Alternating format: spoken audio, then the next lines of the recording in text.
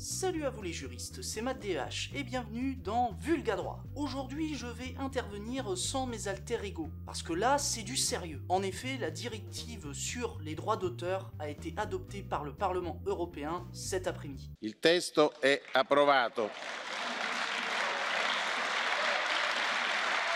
Et là, on a la version définitive du texte, du coup, je vous propose de faire un topo dessus avec les éléments les plus intéressants. Et bien sûr, je vais tout mettre dans la description, ça va de soi.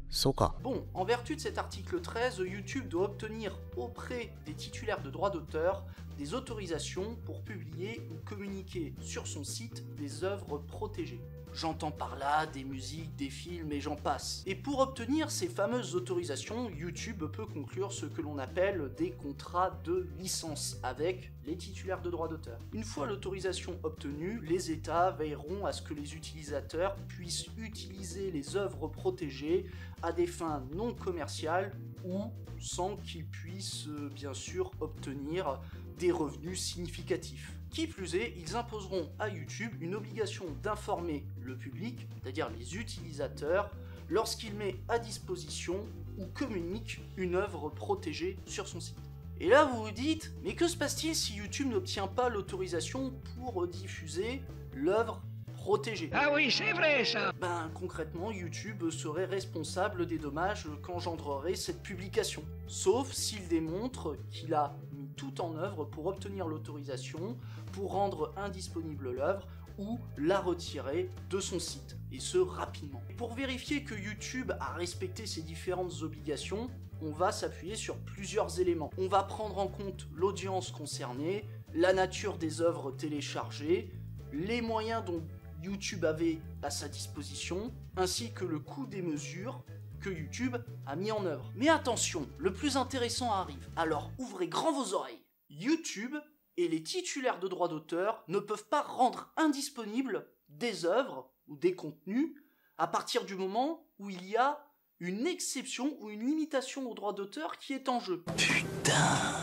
En effet, les États membres, comme la France, s'assurent que les utilisateurs puissent bénéficier des exceptions et des limitations aux droits d'auteur, et YouTube informe les utilisateurs de cette possibilité. Ainsi, les utilisateurs pourront publier une vidéo qui aurait pour but de critiquer, de parodier, d'analyser ou de citer l'œuvre, voire même pour en faire une pastiche. À côté de cela, les États s'assurent que YouTube va permettre aux utilisateurs de contester tous les retraits ou toutes les mesures rendant inaccessible une œuvre sur YouTube, si vous préférez, toute contestation relative à la suppression d'une vidéo notamment. Bien sûr, l'article 13 rappelle que cette procédure doit être conduite de manière impartiale. Bah ouais, logique. Quant aux titulaires de droits d'auteur, s'ils demandent le retrait de la vidéo, ils doivent justifier cette demande auprès de YouTube. Une fois la demande envoyée, elle est traitée dans un délai raisonnable et la décision prise à ce sujet sera étudiée par une personne et non un algorithme. En résumé, on veut une procédure de signalement de vidéo qui soit plus juste et non plus des strikes abusifs de vidéos. Enfin, cerise sur le gâteau, les États s'assurent que les utilisateurs puissent saisir le juge afin de se prévaloir d'une exception ou d'une limitation aux droits d'auteur. Après là vous me direz, ok Matt, t'es bien gentil, mais c'est quoi les effets de ce texte? Ils vont se produire quand?